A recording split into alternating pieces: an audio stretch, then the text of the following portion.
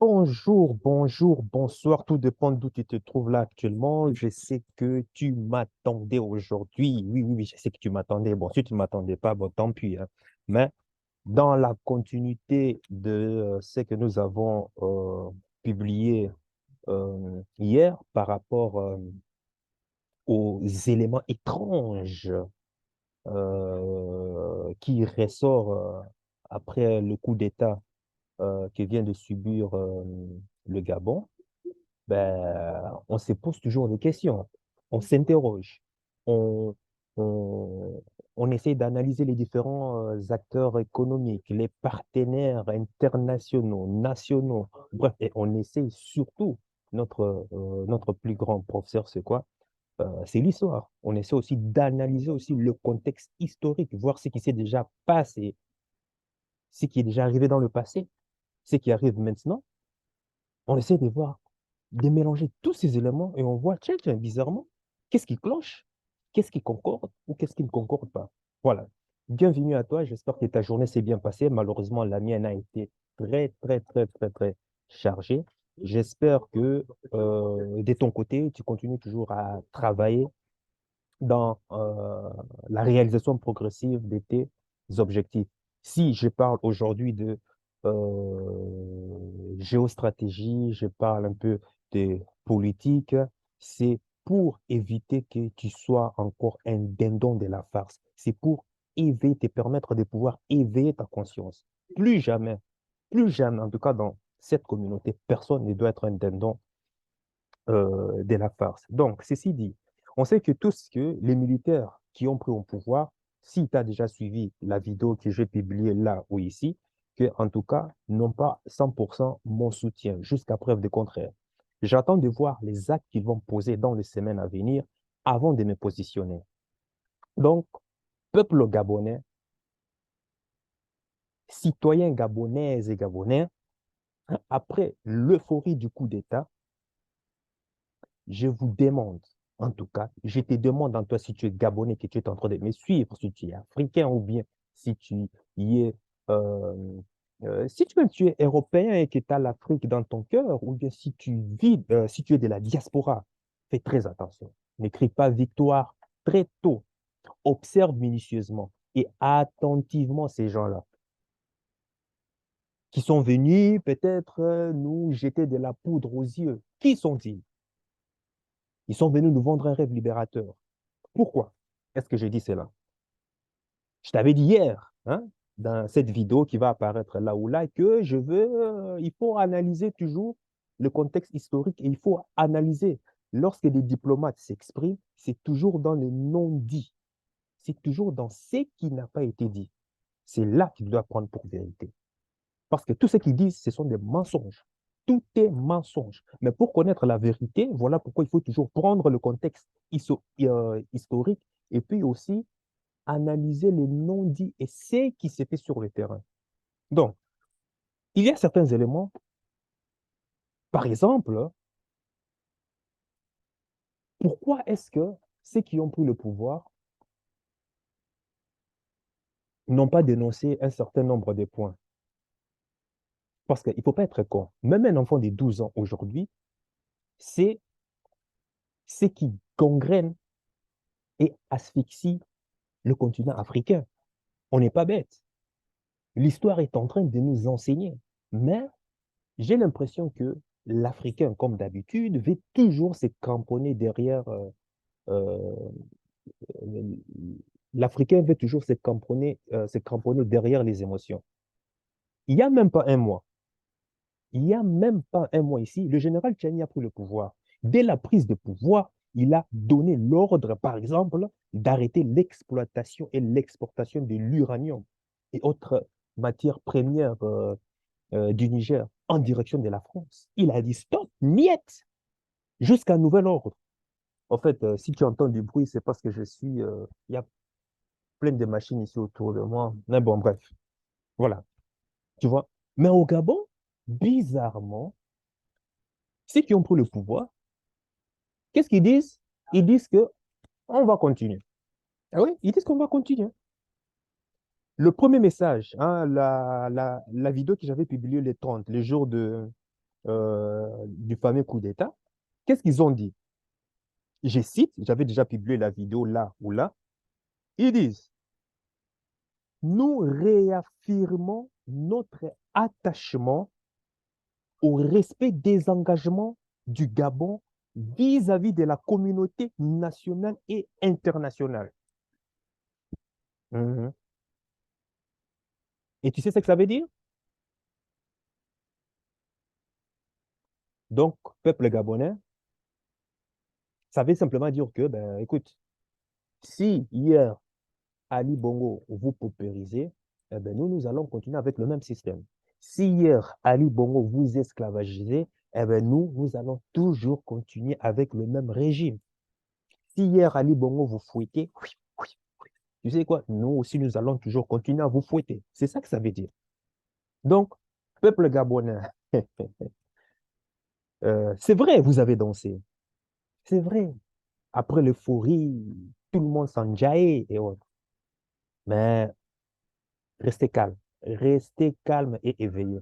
Cela me rappelle, c'est que Nathalie Yambe, et je te conseille même d'aller regarder sa chaîne, c'est vraiment incroyable toute cette mine d'informations qui divulgue euh, pour notre éveil des consciences. Nathalie Yambe disait, euh, peuple gabonais, les élections sont pour vous un choix entre la choléra et la peste. Oui, qui allez-vous choisir? C'est vrai que vous avez fait le choix de chasser la peste et avez voté pour le choléra. Mais maintenant, ça c'est ce qu'il a dit.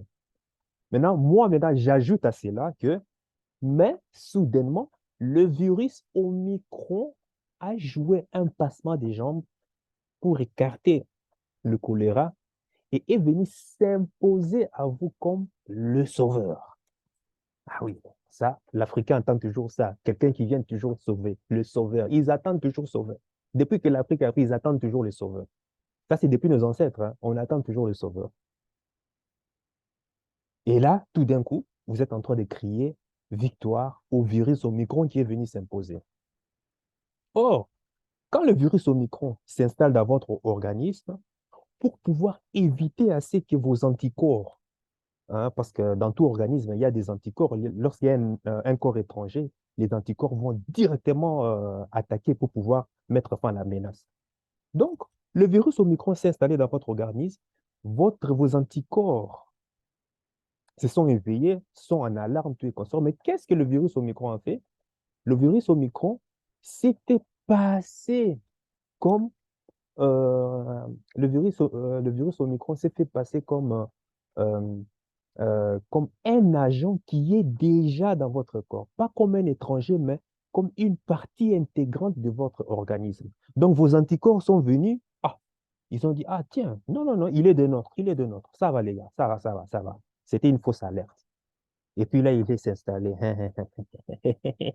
Il s'installe et il attend. Il attend. Il attend que vous vous endormez un peu pour maintenant commencer à propager son plan machiavélique, diabolique. Oui, c'est ça qui se passe ici. Le virus Omicron a fait un passement des jambes au choléra. Et maintenant, c'est lui qui s'installe. Il est vrai que tout Africain, normalement constitué, voulait la fin de la dynastie Bongo. Après plus d'un demi-siècle de paupérisation du peuple, d'escroqueries, des vols, des, euh, des corruptions systémiques. Non, c'était trop. Trop, c'était trop. Mais du fait que la France, c'est ça l'un des éléments qui me dit qu'il y a quelque chose qui ne va pas là. Quelque chose qui est en train de se répéter. Du fait que la France n'ait pas condamné ce coup d'État, le fait que la France dans son langage diplomatique, à double tranchant. Surtout, c'est dans le non-dit, hein, comme je l'ai dit, c'est dans le non-dit qu'il faut analyser. La France est restée neutre, exactement comme il a fait au Tchad. Regardez les premières heures lorsque le président Idriss Déby était mort. Regardez le langage de la France. Donc, cela est révélateur que la France est derrière ces coups d'État. Oui, surtout lorsqu'on sait que le Gabon est le premier territoire considéré comme le précaré favori de la France. Oui, le Gabon n'appartient pas aux Gabonais. Je le répète, le Gabon appartient à l'oligarchie française. C'est là, ça me fait mal, hein, ça me fait énormément mal de le dire. Ça me fait énormément mal de le dire, mais le fait est que si tu te souviens même de l'histoire du premier président gabonais, comment il s'appelle? Nguema,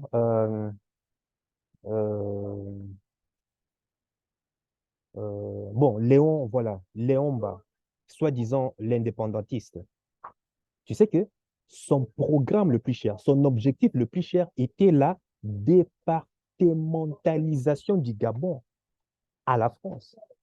Ce qu'il voulait, c'est que le Gabon devienne un département de la France, comme Marseille, Lyon, Paris, Reims, c'est ce qu'il voulait. Chose que le général de Gaulle a catégoriquement refusé. Et comme il n'avait pas obtenu le feu vert de la France, qu'a-t-il fait? Il a programmé l'indépendance du Gabon en 1960. Et tu connais la suite. Comme l'être humain ne change pas, il devient de plus en plus humain. Qu'est-ce qui s'est passé? En 1961, alors qu'il est élu président de la République en tant que candidat unique, une nouvelle constitution lui accorde pratiquement tous les pouvoirs. Tous les pouvoirs, c'est-à-dire monopartisme. En 1964, il est renversé par un coup d'État bénéficiant à son opposant démocrate, celui qui était euh, proche du Sénégalais, Léopold Sédar Senghor. Il a renversé. Ben,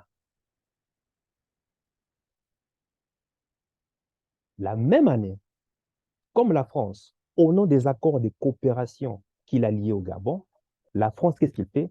Il ramène au pouvoir, il ramène au pouvoir, militairement au pouvoir, le président Léon Mba. Maintenant, qui fait général de Gaulle? Il fait passer le Gabon sous la tutelle de Paris. Ça veut dire quoi? Que le Gabon était devenu un, euh, un département français, mais de manière officieuse, pas de manière officielle, de manière officieuse.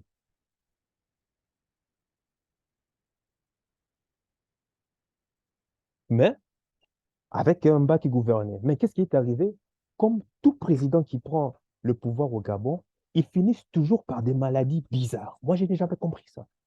Léon Mba, pareil. Il n'était plus apte à gouverner. Physiquement diminué, paranoïaque, il avait des palpitations, paranoïa, je ne savais pas, peut-être que c'était la colère des ancêtres. Franchement, je ne savais pas. Son régime vacillait. Son état de santé l'a forcé à laisser le pouvoir en 1965. Dès 1965, il laisse le pouvoir à qui? À son premier ministre qui était alors qui? Omar Bongo. Enfin, à l'époque, il s'appelait Albert Bongo, qui a été encore réélu encore en 1967. Tu vois. Et tout ça organisé et orchestré par qui? Par Général de Gaulle, la France. C'est exactement euh, ce que Macron, le président Macron, est en train de faire. Mais le fond reste pareil, la forme change. Exactement ce que Macron est en train de faire. En fait, quand je dis exactement ce que Macron est en train de faire, ça veut dire les mêmes stratégies. C'est ça que Macron est en train de faire. C'est-tu que le chef, euh, le, comment il s'appelle, le Brice, le général, Brice Nguema, sais-tu que c'est un chef de la garde républicaine et auparavant chef des renseignements militaires. Il est mieux placé que n'importe qui au Gabon pour savoir ce que Ali Bongo faisait. Il est mieux placé que n'importe qui pour savoir ce que la famille de Ali Bongo concoctait derrière le pays. Il est mieux pour savoir que n'importe qui ce que son fils et son entourage faisaient. Donc, si c'est le garde personnel d'Ali Bongo qui y a arrêté Ali Bongo, dis-toi que il était bien informé. Personne dans ce pays n'est mieux informé que ce gars-là. Et vous croyez que la France va le positionner, va prendre un pion comme ça au hasard et le positionner là-dessus? S'il ne faisait pas le jeu de la France, ils allaient l'éliminer. Oui, exactement comme a été le cas au Zaïre lorsque le général Maël a été aussi trépassé. Parce qu'il n'a pas fait. Voilà, et, les Américains ont vu que non, celui-là ne va pas s'aligner avec nos intérêts, donc il vaut mieux, voilà, il vaut mieux en finir avec. Ils ont réglé son compte. Normalement, c'était lui qui devait prendre les rênes après Mobutu. Tu vois. Donc, le général Brice Nguema est très bien au courant de ce qui se faisait sous le règne d'Ali Bongo. Donc, mon hypothèse, comme quoi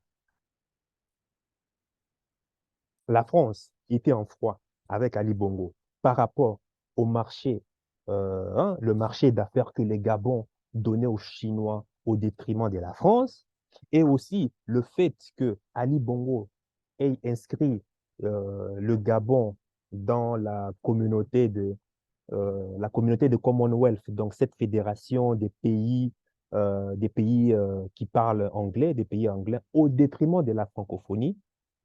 Et en plus, souviens-toi que le Gabon est le précaré favori de la France. Je pense, mais je ne suis pas sûr, que la France ne lui pardonna jamais. Ces jours-là, Ali Bongo avait déjà signé la fin de son règne. Et pire encore, il envoie son émissaire au Niger pour reconnaître le pouvoir du général Abdourahmane Tchani. Il envoie son émissaire pour remettre une enveloppe à, au président, enfin, le général Abdourahmane Tchani. Que contenait cette enveloppe? Je ne sais pas. Mais pour la France et Alassane Ouattara, ils ont vu ça encore d'un mauvais œil. C'était une sorte d'uppercut que le Gabon leur donnait. La France a dit, toi, trop c'est trop. Donc, de toute façon, avec le contexte actuel où la France est en train d'être chassée de l'Afrique, on s'en dit simplement, il faut régler son compte. Il faut régler son compte. Il faut régler son compte. Bon, je répète, pour moi, ce sont des hypothèses crédibles. Maintenant, l'autre problème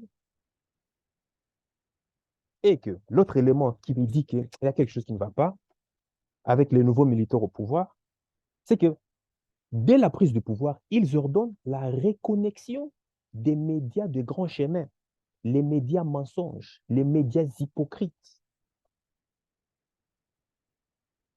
Il ordonne la reconnexion des TV5 Monde. Il réactive France 24, il réactive LCI, il réactive TF1, il réactive RFI, il réactive, bref, tous les médias principaux français. Or, on connaît tous ce que c'est les médias. Or, nous connaissons que la première victime de la guerre, c'est l'information. À travers l'information, on t'endoctrine. On vous endoctrine en dictant ce que vous devez accepter comme vérité et ce que vous ne devrez pas accepter et ce qui doit être considéré comme mensonge. C'est ce qu'ils vous font à travers les médias. La guerre commence d'abord par l'information. La preuve, regarde ce qui se passe à l'Ukraine. À cause de l'information, regarde comment toute la population européenne s'est positionnée, enfin ouest européenne, s'est positionnée en faveur de qui? En faveur de l'Ukraine à travers des drapeaux. Oui, on soutient l'Ukraine. Toi, tu soutiens l'Ukraine? Va sur le champ, le terrain, va sur le champ de bataille, voir si tu soutiens l'Ukraine. Tout ça pourquoi? C'est l'information, c'est les médias. On va prendre un diable, on va prendre Lucifer, on va l'embellir, on va le décorer, on va tellement le maquiller pour qu'il paraisse comme une belle, charmante et une beauté à mourir, quoi. Et toi, tu seras là, ton cœur va commencer à battre la camarade. Ah, je meurs. Alors que c'est une épave. C'est une épave. Ton cœur est en train de battre pour une épave. C'est ce que les médias sont en train de faire.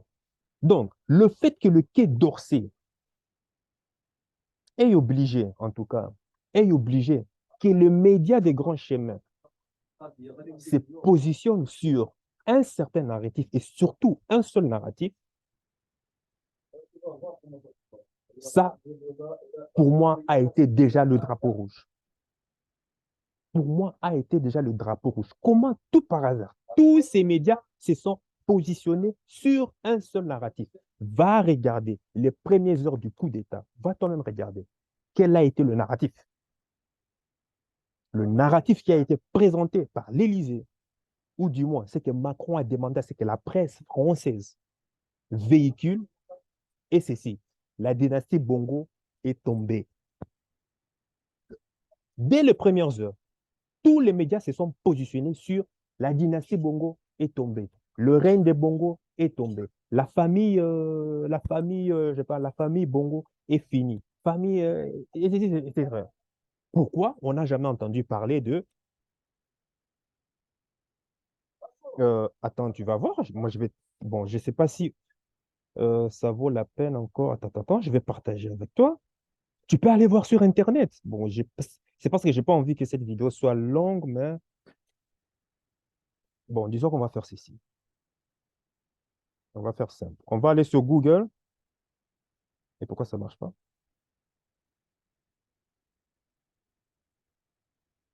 Ah non. Attends.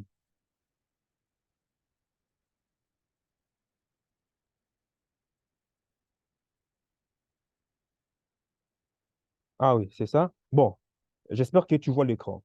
On va aller sur Google, on va taper coup d'État. Bon, moi, je ne me vois pas, hein. Coup d'État au Gabon. Coup d'État au Gabon. Hein, on va faire comme ça.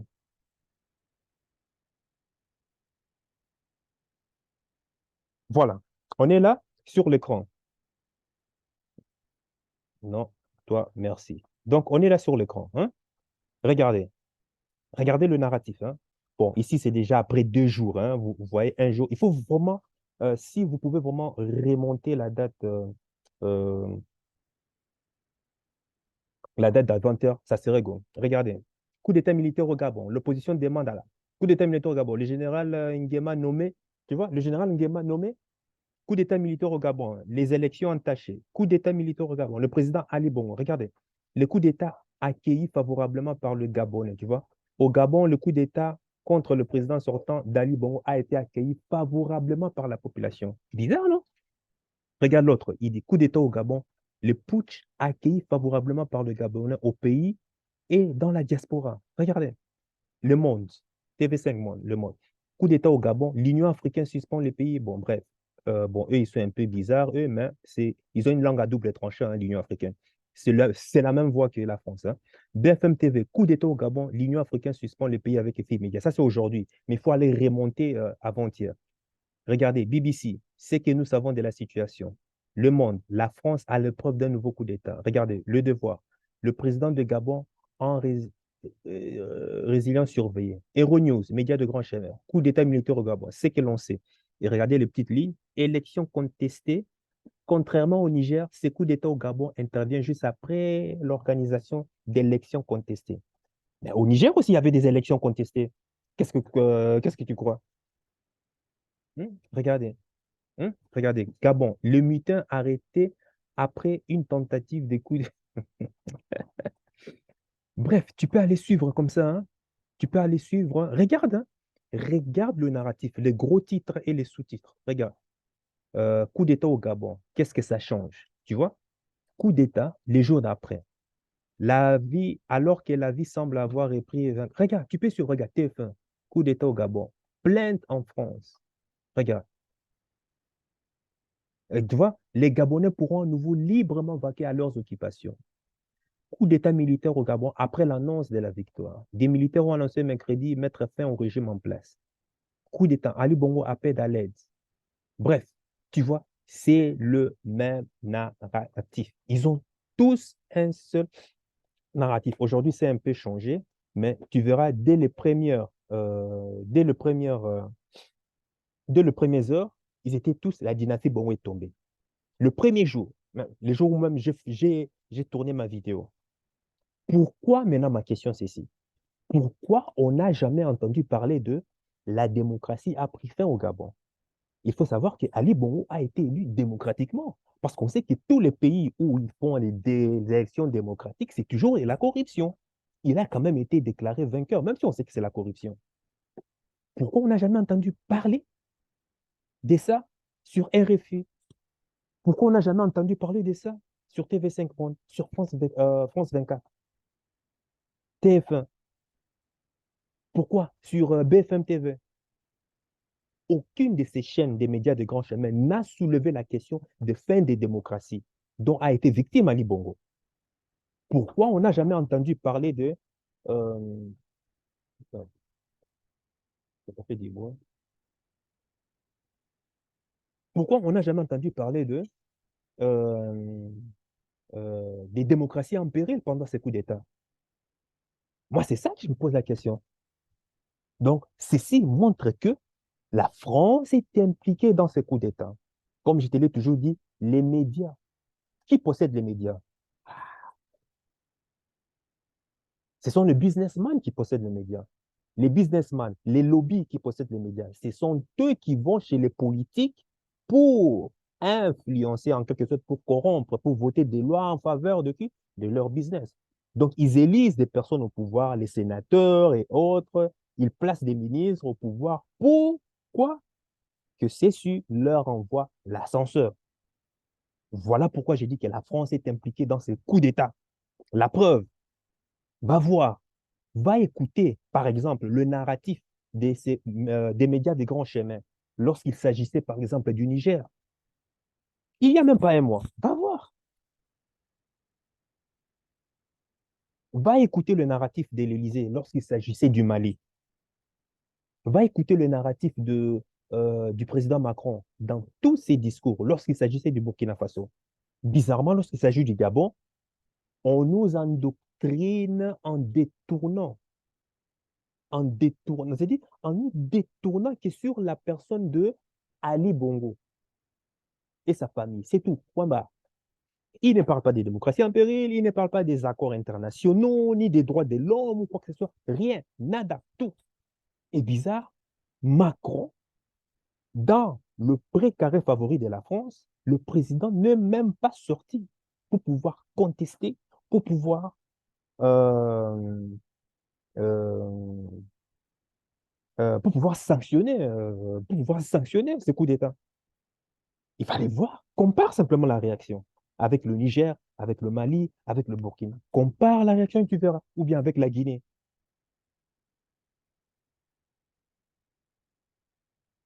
Voilà pourquoi j'ai dit que ce coup d'État est un coup d'État.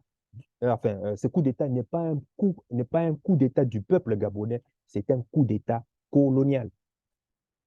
Au travers de tous ces éléments, je peux déjà dire que ce coup d'État est un coup d'État de la France. Et je souhaite et j'espère que le larbin qui est au pouvoir, le larbin là, qui est au pouvoir là, actuellement là, la raison va lui revenir pour qu'il puisse rectifier sa trajectoire. J'espère.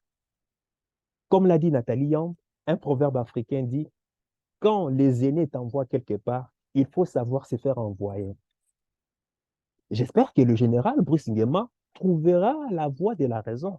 Parce que lui, on l'a envoyé. J'espère que lui, il va rectifier la ligne pour pouvoir trouver sa trajectoire et enfin maintenant pouvoir maintenant défendre les intérêts du peuple gabonais d'abord. L'autre élément est que il fallait voir la rapidité à laquelle ils ont nommé leur président de transition. C'est, c'est, c'est incroyable, inimaginable. C'est rare, mais rare de chez très rare. Tu ne vois que ces genres d'éléments lorsqu'il s'agit des coups d'État sponsorisés par l'Occident, les États-Unis ou la France ou autres. Exactement comme a été lorsque Mobutu a été tombé. On a vu que le Rwanda, le Burundi enfin, disons, le Rwanda, le Burundi, l'Ouganda euh, ont mis leur pion. Laurent Désiré Kabila, soutenu bien sûr par les États-Unis. Et puis, dès qu'au moment où il fait tomber Goma et autres, il s'autoproclame tout de suite que c'est l'homme fort du pays. Il n'y a que dans ces genres de coups d'État où on voit que c'est l'Occident qui est derrière. Tu vois la vitesse à laquelle ils nomment leur candidat. Mais quand c'est des coups d'État populaires, quand c'est des coups d'État militaires qui viennent pour les intérêts du peuple, ils font tomber les institutions, mais ils ont besoin du temps pour pouvoir se réorganiser, tout et consort, avant que l'homme fort ne puisse s'exprimer. Tu vois la différence? C'est ça. Je ne détiens pas le secret. J'ai seulement comparé l'histoire de tous les coups d'État dont la France a soutenu et sponsorisé. Tu vois, il y a une grande différence. Une très grande différence. Et cela montre que tout était déjà préparé. Parce que normalement, comme tout est déjà préparé, ça veut dire que le service des renseignements militaires français, la DGSE, était déjà au courant. Mais c'est son tu parce que l'ordre vient du très haut. Donc, Africains, il faut se méfier. Il faut se méfier de ce monsieur à la tête du Gabon, jusqu'à ce qu'il pose, selon moi, jusqu'à ce qu'il... Pardon, il y a du bruit.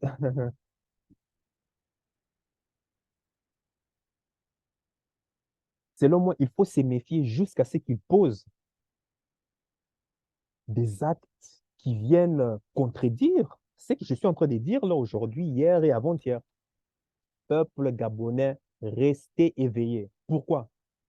Même s'ils refont les élections présidentielles, faites attention, parce qu'ici, maintenant, l'opposition, j'entends l'opposition dire qu'il faut faire les décomptes des voix. Ils ne vont pas faire. Ils ne vont pas faire. Le virus au micro est là, ils ne vont pas faire. Qu'est- Qu'est-ce qu'ils vont faire? Enfin, soit il va se maintenir là, ou bien soit il va essayer de refaire encore de nouvelles élections. Mais croyez-moi, les nouvelles élections qu'ils vont faire, ça sera le candidat élu. Le candidat qui sera élu là, ça sera le poulain de la France. Croyez-moi, ça sera le poulain de la France. C'est au travers de ces soi-disant élections démocratiques que s'est fait la corruption. Tu crois que toi, tu es en train de voter un candidat, mais l'État profond de la France a déjà, lui, depuis longtemps choisi qui va diriger le Gabon, qui va prendre les rênes du pouvoir.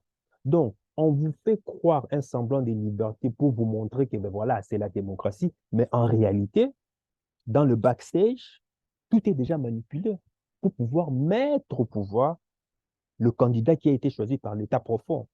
Et on va venir vous dire que c'est la démocratie, vous avez voté, c'est comme ça. Et vous vous étonnez que, mais comment ça se fait que moi j'ai élu ce président, mais lui, il fait que des trucs bizarres, bizarres, bizarres. Ah, parce qu'il est là pour servir les intérêts de l'État profond. Donc, pour moi, le Gabon n'est pas encore sorti du griffe mortel de la France. Le Gabon n'est pas encore libre. Le Gabon est encore enchaîné par la France. Ces coups d'État est une botte secrète de la France. C'est une mise en scène. C'est une mise en scène jusqu'à preuve de contraire. Je sais que ce message ne fait pas l'unanimité. Je sais, je sais, je sais, je sais, je sais. Voilà. Pour moi, c'est la botte secrète de la France. Comme la France se voit chassée de l'Afrique, en dehors de l'Afrique, alors la France maintenant cherche à redistribuer ses cartes pour pouvoir sauver ce qui lui reste. Au Sahel, il a déjà quitté. Qu'est-ce qui lui reste encore? À part le Gabon, qui est son département. Alors, maintenant, il est parti vite avant que le Gabon ne se soulève, avant que les choses ne puissent aussi s'envenimer au Gabon. Bam! Il a fait chuter Bongo pour pouvoir redistribuer ses cas et avoir encore son emprise dessus. Voilà. Pour moi, il y a encore du chemin à faire. Arrêtez l'euphorie, arrêtez l'émotion. C'est pourquoi je t'invite à partager, toi, tes opinions avec des arguments crédibles et euh, faire aussi en profiter la communauté. Qu'est-ce que tu en penses de cela? Dis-le-moi dans les commentaires. Sur ce, sache que ton cœur sait déjà ce que ton cerveau essaie de comprendre. Suis la voie de ton cœur. Il connaît déjà le chemin. Ciao, ciao.